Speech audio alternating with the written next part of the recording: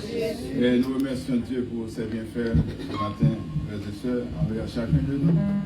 Nous disons Dieu merci parce qu'il pensait avec nous et qu'il voyait nourriture pour nous. Nous remercions parce qu'il a accepté l'adoration nos matins et qui est le fruit de nos lèvres. Que le Seigneur prend plaisir au milieu des louanges de son peuple. Tout au cours de la semaine passée, nous avions parlé concernant le préjugé. Et ce matin, nous allons aborder un autre thème et qui serait l'antonyme du mot préjugé, c'est la modestie. Eh bien, la Bible nous demande, frères et sœurs, à travers plusieurs écritures, d'être modestes, mais de façon que, en tant que serviteurs et servants de Dieu, nous devrions nous comporter. Et par définition, la modestie, c'est quoi, frères et sœurs? C'est une qualité qui se manifeste par la discrétion. C'est l'absence d'arrogance et de réserve quant à ses propres réalisations ou ses qualités. C'est une attitude humble et respectueuse envers les autres. Bon Dieu demandé pour nous capables de manifester du respect envers l'autre, demandez-nous pour nous capables gagner humilité. Car vous le savez, l'humilité précède la gloire. Donc, le texte qu'on a lu ce matin, c'est Matthieu chapitre 18, les versets 1 jusqu'au verset 9. Nous n'aurons pas assez de temps pour étudier tout le texte, mais nous pouvons quand même voir avec vous, frères et sœurs, que l'humilité, c'est la clé pour entrer dans le royaume de Dieu. Et qu'il y a des paroles, qu'il y a des mots que vous prononcez, et qu'ils ont effet positif sur le corps, sur l'âme, sur l'esprit. Je vous demanderai ce matin de dire humilité. Humilité. Modestie. Donc c'est important, frères et sœurs, pour nous modestes. C'est important pour nous capables de personnes réservées. Et c'est important pour nous comprendre comment le royaume de Dieu fonctionne. Eh bien, dans le texte que nous lisons, il y a un enseignement que Jésus, personnellement, a enseigné sur la modestie. Eh bien, Luc l'a rapporté, le même texte dans Luc chapitre 22, et Marc l'a rapporté le tout. Matthieu n'en a pas parlé. Matthieu a parlé de ce récit, frères et sœurs, comment Jésus était en présence de ses disciples qui s'approchaient de lui. En s'approchant de Jésus, ils ont posé une question à Jésus, qui donc est le plus grand dans le royaume des cieux. Parce que dans tête, quand Jésus prend le roi, et il a besoin d'occuper une place extrêmement importante auprès de Jésus. Mais question par là, qui est-ce qui est grand? Qui donc est le plus grand dans le royaume des cieux? Et sans doute, dans la famille, on va poser la question ça. Qui est-ce qui est plus important dans la famille? Qui est-ce qui a fait le plus bon dans la famille? Qui est-ce qui chef famille? Eh bien, monsieur Sayo, il a demandé à Jésus qui est-ce qui est plus grand dans le royaume. Jésus, pas un plus gros pédagogue, pas un plus gros enseignant, pas un plus gros professeur que Jésus. Pour répondre à cette question, Jésus a fait appel à un petit enfant. En appelant ce petit enfant, Jésus le plaça au milieu des disciples et il leur dit, en vérité, si vous ne vous convertissez et si vous ne devenez comme les petits enfants, vous n'entrerez pas dans le royaume des cieux. Là, c'est parole de Jésus. Sinon pas gagner un caractère, sinon pas gagner obéissance. Et comme un enfant, on peut voir l'enfant dans ses caractéristiques. Eh bien, un enfant, c'est quelqu'un qui dépend totalement de ses parents. Eh bien, Jésus a amené les disciples à un point pour être capable de comprendre qu'ils doivent dépendre totalement de lui. Et c'est ça que Jésus a demandé, ou même avec moi matin, pour nous capables de dépendre totalement de lui, quel que soit ça que nous avons traversé, quel que soit le problème que nous gagnons, pour nous apprendre à dépendre sur Jésus. Est-ce que ça fait sens pour vous matin, frères et sœurs? Si vous ne vous convertissez et si vous ne devenez comme les petits-enfants, vous n'entrerez pas dans le royaume des cieux. C'est pourquoi quiconque se rendra humble comme ce petit enfant sera le plus grand dans le royaume des cieux. Jésus nous demande d'avoir cette attitude de dépendance, tout comme l'enfant dépend de ses parents. Et bien souvent, frères et sœurs, nous nous engageons sans Christ. Nous prenons des décisions sans Christ. Nous agissons sans Christ. Eh bien, le Seigneur nous amène quelque part à dépendre totalement de lui. C'est un enseignement sur l'humilité. Et quiconque reçoit en mon nom un petit enfant comme celui-ci me reçoit moi-même. Quel message que Jésus a donné à l'Église. Quiconque reçoit un petit enfant, et bien souvent, on méprise les enfants. Il est vrai, dans certains pays, on ne peut pas mépriser les enfants, il faut les considérer, il faut les comprendre. Et particulièrement ici au Canada, les enfants, il faut les respecter, il faut les comprendre. Mais la Bible n'empêche pas qu'on corrige les enfants. Parce que Jésus nous place comme étant des surveillants, Jésus nous place comme étant des gardiens, nous avons des responsabilités par rapport à nos enfants. Mais du même côté, il faut du respect pour les jeunes, il faut du respect pour les enfants. Donc Jésus a placé un petit enfant parmi eux. Et pour leur dire, eh bien, nous devrions être comme ce petit enfant. C'est-à-dire, il faut être innocent, il faut être dépendant. Il faut savoir que Jésus, c'est non seulement, il sait maintenant, c'est Seigneur, non, mais c'est conseiller, n'est-ce pas vrai? Donc, c'est pour nous apprendre, prendre décision avec Jésus. Lorsque nous prenons décision sans Jésus, nous sommes, frères et sœurs, voués à l'échec. Mais lorsque nous engageons avec Jésus, nous sommes capables de dire, nous ne sommes pas que notre tête.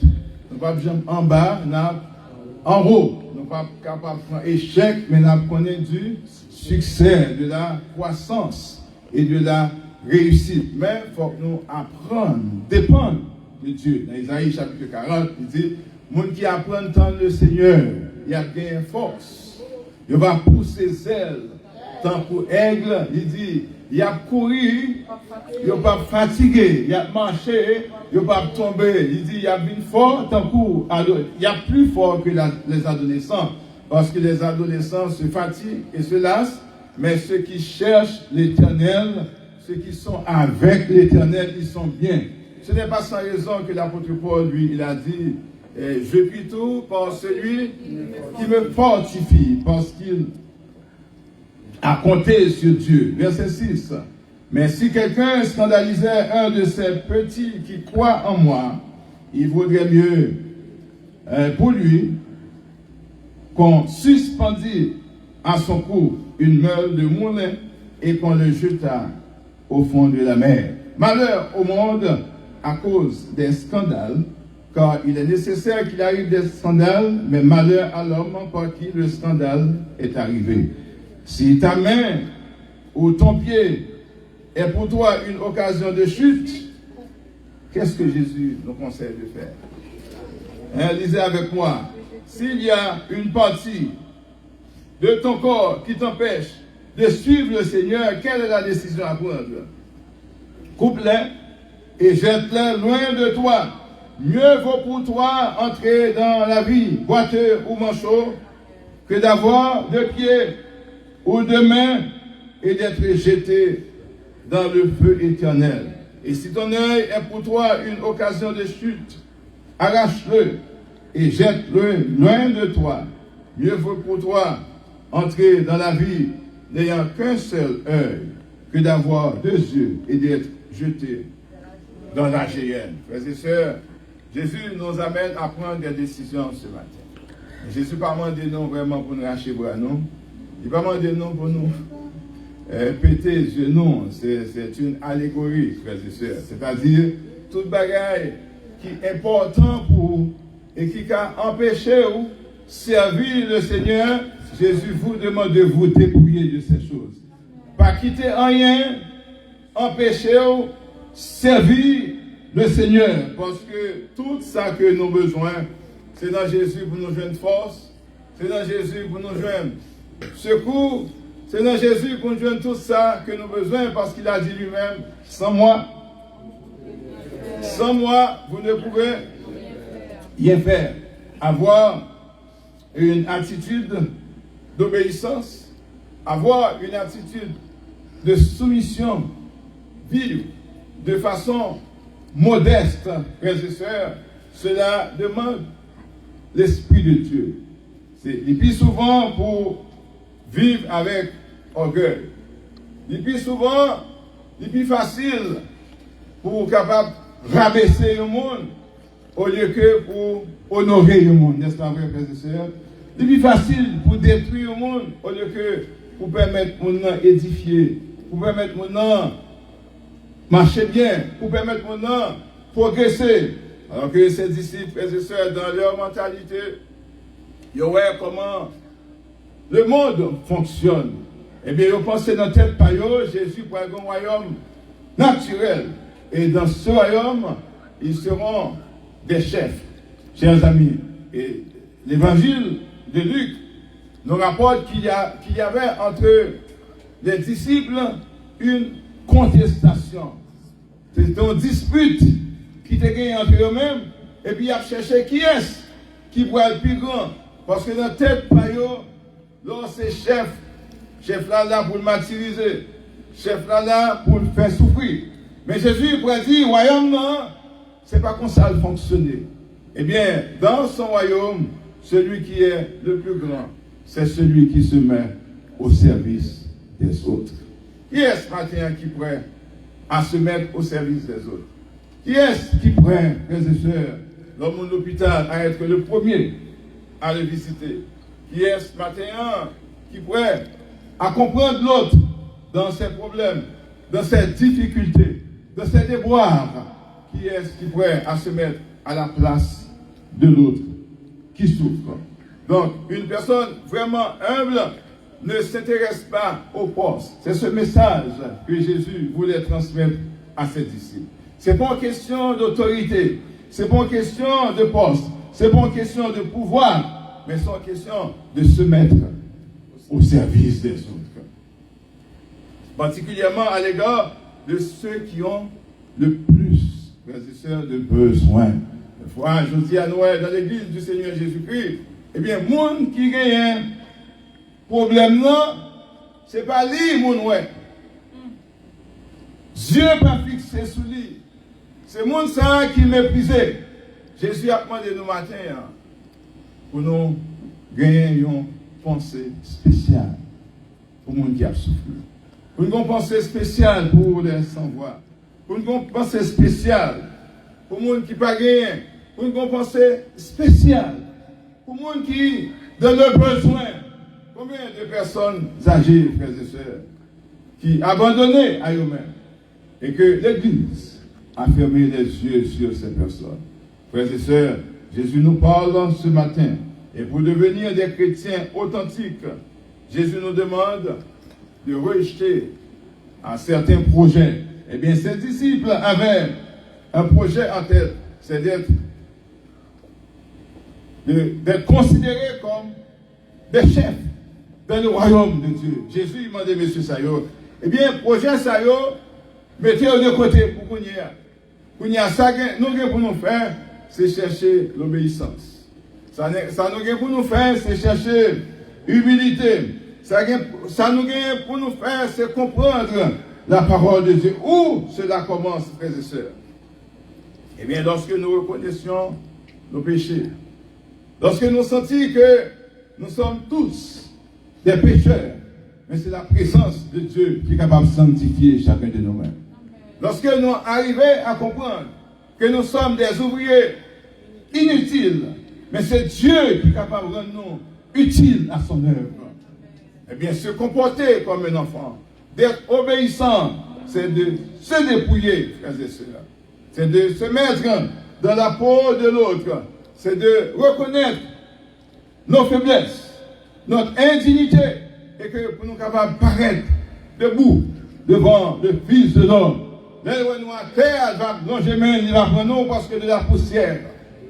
Il retire le pauvre du fumier. Il relève l'indigent pour les faire asseoir où? Avec les grands. Et les grands de son peuple. Quand un matin qui sentit au grand.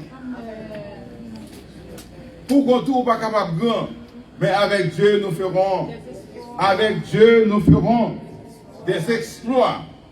Eh bien, dans Colossiens chapitre 1, verset 12, il dit, rendez grâce au Père qui nous a rendus capables d'avoir part à l'héritage des saints, de la lumière. Il nous a délivrés de la puissance des ténèbres et il nous a fait asseoir dans le royaume du Fils, de son amour. Et ce matin, nous pouvons crier haut et fort qu'il n'y a aucune condamnation pour ceux qui sont en Jésus-Christ. Combien de monde qui se sentit au caché dans votre Jésus matin? Si vous cachez dans votre Jésus, si vous gagnez obéissance, si vous gagnez un cœur qui est humble, si vous marchez avec pudeur et avec modestie, vous êtes capable de crier matin que vous sont personnes nouvelles. Combien de monde Jésus changeait la vie, frères et sœurs? Qui fait de nous l'autre monde, frères et sœurs. Et ce matin, à travers ce texte, à travers cette leçon que Jésus a donnée à ses disciples, cette leçon de modestie, cette leçon d'humilité, Jésus a fait nous comprendre, frères et sœurs, pour nous gagner part dans son royaume, il faut être humble. Les orgueilleux n'hériteront pas le royaume de Dieu, mais le royaume des cieux est fait pour les humbles, monde qui est modeste, frères et sœurs. Comment pouvons-nous faire, frères et sœurs, pour comprendre que cette parole, pour que cette parole soit une réalité dans votre vie et une réalité dans ma vie? Il faut prendre quelques instants chaque jour, à chaque moment, pour réfléchir à nos actions. Prendre quelques minutes pour réfléchir à vos attitudes. Prendre quelques minutes à chaque jour pour réfléchir à vos motivations.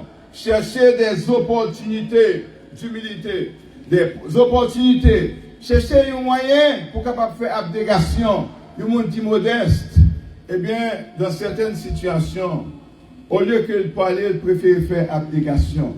Parce que quand on est dans un moment ça, des paroles qui, s'ils sortent dans la bouche, il est capable de déranger l'autre monde. Même Jean Salomon dit, avant de parler, eh bien, plein bouche ou gravier, pour un petit temps, fais même avec poule là, levez les yeux vers le ciel, et pour voir une grâce de la part de Dieu. L'humilité précède la gloire. Nous devrions adopter cette attitude que Jésus nous demande, frères et sœurs, l'attitude d'humilité, l'attitude d'un enfant. C'est-à-dire, Jésus demande à vous ce matin et à moi ce matin d'être simple dans nos relations. Vous connaissez des fois nous trop compliqués, trop de complications empêchent l'autre monde de suivre Jésus. Qui ça Jésus dit dans le message là? Soyez simple comme colombe, mais nous trop compliqués. Nous vivons dans un moment, frères et sœurs, pour nous mettre toutes complications dehors pour être capable de vivre dans la simplicité. Combien de monde qui t'a aimé humble? Combien de monde qui t'a aimé marcher dans la simplicité? Bien souvent nous compliquer bagaille, bien souvent nous dramatiser bagaille qui pas pouvoir dramatiser. Je vous demanderai ce matin de dédramatiser les choses. Il y a des bagailles où importance qui va mériter importance. Et si tu fais mes yeux solides, pour t'étendre le secours du Seigneur, pour tu gagner une meilleure réaction. On ne pas trop pressé, frères et sœurs. On nous vive dans la modestie, on nous vive dans l'humilité.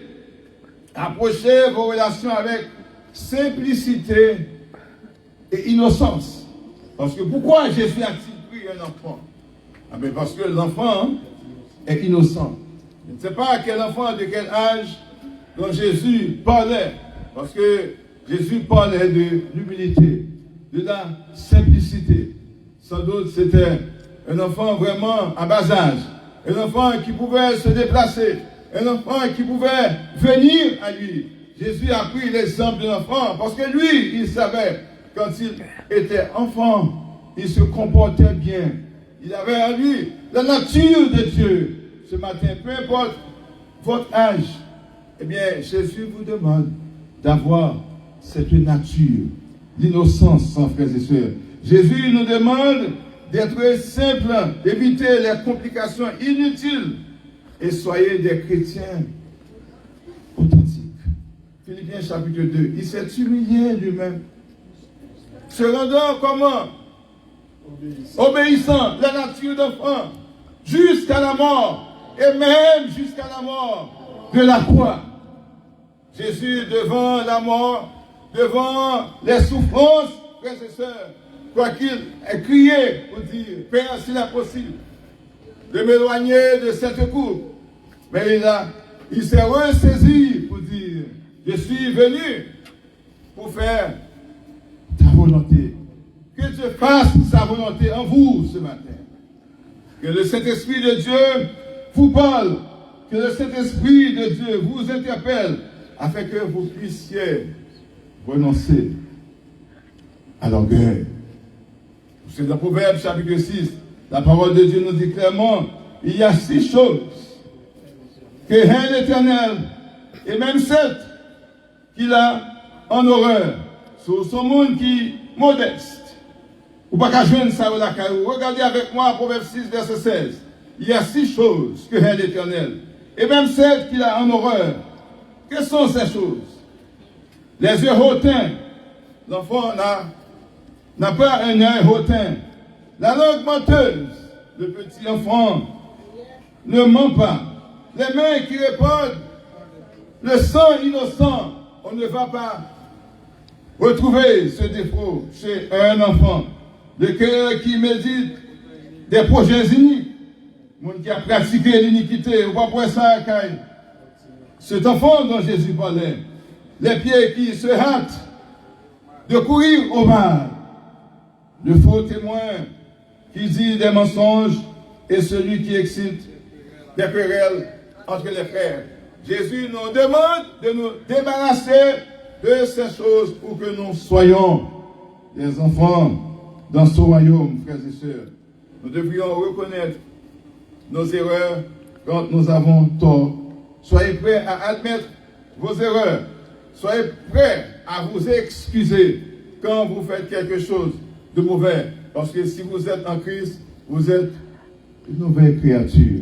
Eh bien, un monde qui naît de nouveau, là, il fait une erreur, il va besoin d'un monde vindile.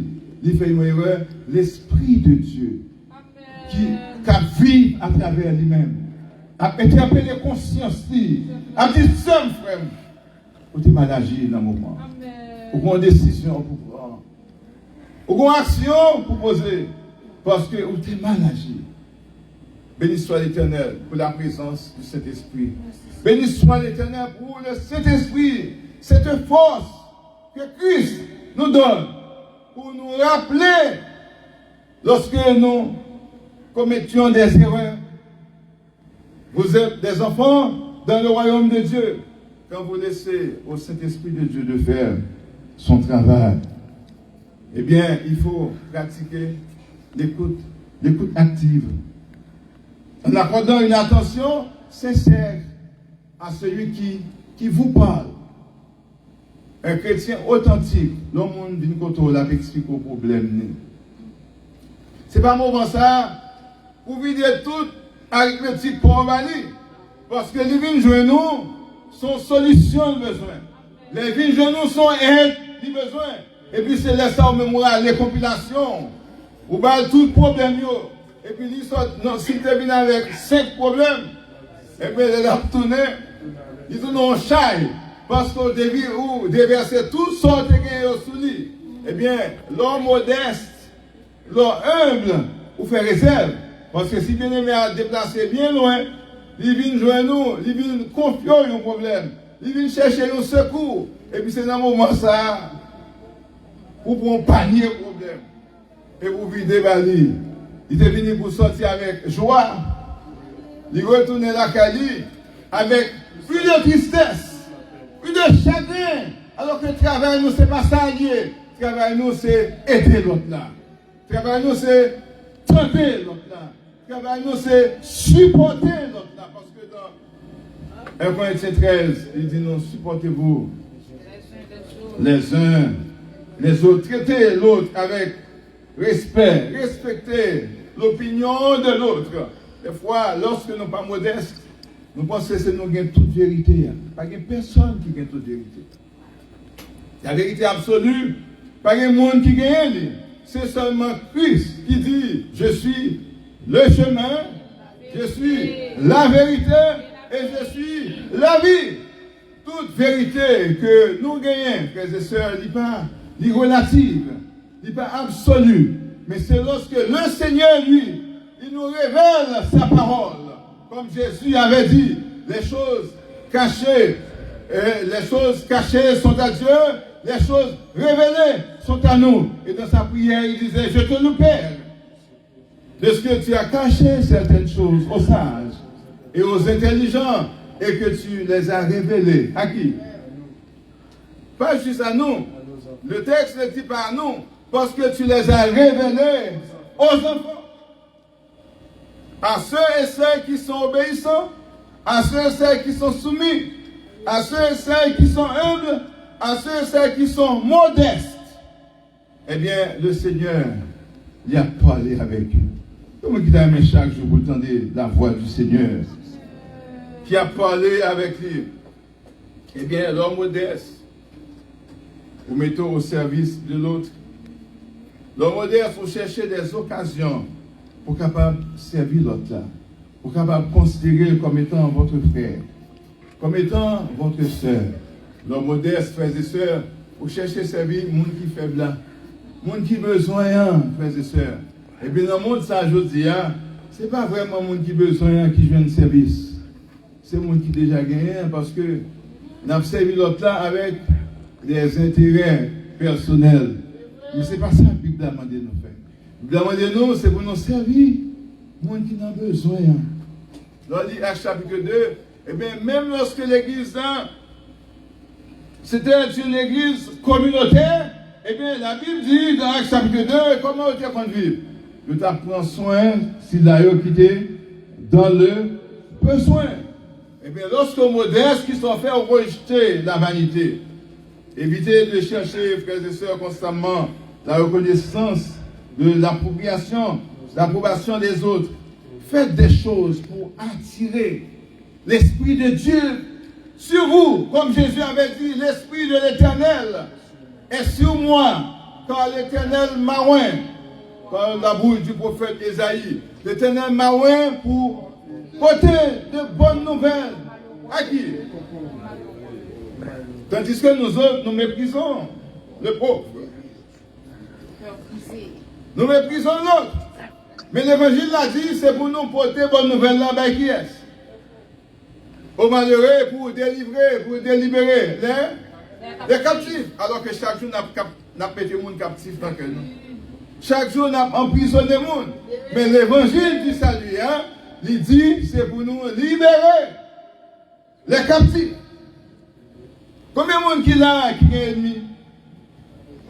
Combien de monde qui là qui est monde fermé dans la prison la caillou? Alors que l'évangile a demandé pour nous libérer les captifs. L'homme modeste qui sont faits, monde qui sont cœur yo, ou libérer yo, ou pardonner yo. Est-ce que j'en prends temps pour lire Ésaïe chapitre 58? Il dit, voici le vrai jeûne auquel Dieu prend plaisir. Une exigence dit, libérer les captifs. Nous devrions favoriser l'inclusion, privilégier l'amour, frères et sœurs, plutôt que la compétition. Combien de monde qui voit dans l'église, Jésus a gagné un pile de compétition? Il y a un pile de compétition, c'est une question de poste, et c'est ça, Jésus a éradiqué la caillou. Une question de poste, une question de position, une question de qui est-ce qui est plus grand, frères et sœurs. Je dis à nous besoin de gagner un sentiment modeste, un sentiment d'humilité pour nous capables de comprendre l'autre là à sa juste valeur. Que bon Dieu est capable de bénir nos matin. Que bon Dieu est capable de bénir nos matin. Que bon Dieu passe en bas avec vous, lui monter en haut avec vous. Parce qu'il y a des gens qui sont capables de monter avec vous si c'est Jésus-Christ. Lorsque c'est des hommes, frères et sœurs, qui montent avec vous, eh bien celui qui a l'autorité de nomination, il a aussi l'autorité de révocation. Mais c'est Jésus qui montait avec vous dans une dimension, parce qu'il y a un monde qui est capable de baisser vous. Parce que Jésus montait avec vous à une dimension élevée. Que bon Dieu bénisse nous, frères et sœurs, sachez ce matin que la porte, le chemin pour entrer dans le royaume de Dieu, c'est l'humilité. Bon Dieu bénisse nous.